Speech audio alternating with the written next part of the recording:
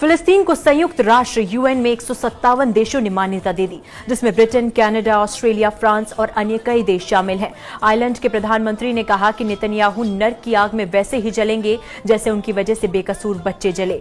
UK के विदेश मंत्री ने कहा कि गजा में हो रहा जुल्म नाकाबिले बर्दाश्त है। यूएन वही जगह है जहां नेतन्याहू अब सभी देशों को अपना दुश्मन मान रहे हैं।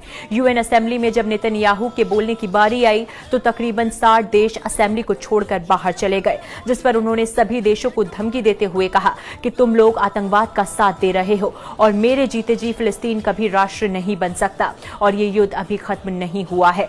इजराइल के ग्रेटर इजराइल का सपना पूरा होगा। नेतन्याहू अब तक गजा में 66,000 लोगों को मौत के घाट उतार चुके हैं, जिस पर उन्होंने कहा कि उन्होंने आतंक को खत्म किया है, जिस पर तुर्की के राष्ट्रपति रजब तैयब एर्दोगन ने नेतन्याहू को गजा का कसाई, वक्त का हिटलर, युद्ध अपराधी और वॉर क्रिमिनल करार दिया और इजराइल पर West Bank, Syria, Iran, Yemen, Lebanon और कतर पर किए हमलों को वॉर क्राइम और गलत ठहराया।